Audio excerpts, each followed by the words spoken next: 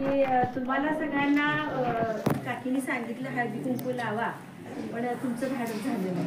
तुम्ही सगळ्या जणींनी फक्त हळद लावून घेतली. म्हणजे मनामध्ये असणारी जी भीती आहे ती अजून काही पुरेशी हे झालेली नाही. जरी आपल्या दादानं तुम्हाला इतका चांगला इतकी चांगली संधी दिली आज, होय की नाही?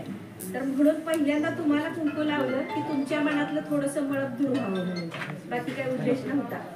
आपण त्या बदल्यात आपल्याकडे पद्धत असते की पुढच्या सवासणीनं आपल्याला हळदी कुंकू लावलं, कुठल्याही स्त्रीला सवासणी कुठल्याही स्त्रीला हळदी कुंकू लावलं की परतात ते लावायचं असतं. तुम्ही काय कोणी मला लावलं नाही, म्हणजे तुमच्या मनातली भीती अजून गेली नाही. तुम्ही मला हळदी कुंकू लावलं तरी मला काही होणार नाहीये.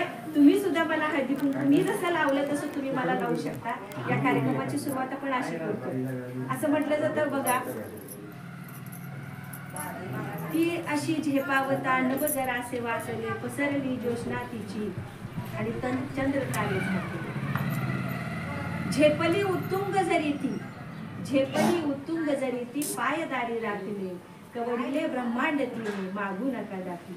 आजची स्त्री प्रत्येक क्षेत्रामध्ये अतिशय अग्रेसर असणारी, जिने अतिशय उत्तुंग अशी भरारी घेतली. आपल्या धर्मग्रंथामध्ये जिला पूजनीय मानलं जातं. अनेक ज्या दुर्गा आहे, लक्ष्मी आहे, सरस्वती आहे, सगळ्या देवताच आहेत. म्हणजे सगळ्या त्या स्त्रियाच आहेत की ज्यांना आपण अतिशय मानानं सन्मानानं पूजतो.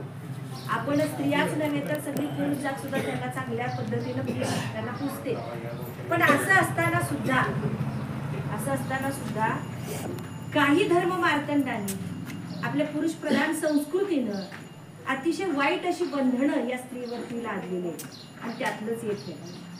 आणि आम्ही यामुळं अतिशय कर्तबगार असणारी, इतिहासामध्ये पराक्रमाचं अगदी आपल्या सगळ्यांना दैदिप्यमान असं कर्तृत्व दाखवणारी स्त्री सुद्धा या समाजानं पुरुषी अहंकारानं कुठंतरी अतिशय लांब अशी, म्हणजे ज्या लोकांना माणूस पण ज्यांचं नाकारलं त्यांच्यापेक्षाही खालच्या स्तरावर नेऊन स्त्रीला पोचवलं.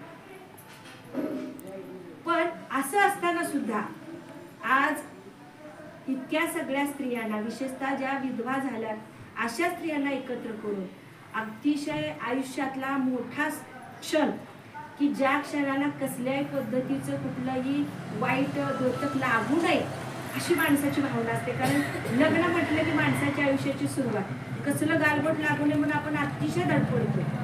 अशा कार्यक्रमामध्ये माझाच विद्यार्थी असलेला प्रतीक त्यानं या स्त्रियांना नुसतं बोलवलं नाही तर त्यांच्या हस्ते मुहूर्तमेढ केलेली आहे. आपण हळद दळणाऱ्या त्या जात्याचं पूजन घेतलं. म्हणजे खरंच प्रतीकचं कौतुक करावं असं तेवढं थोडं.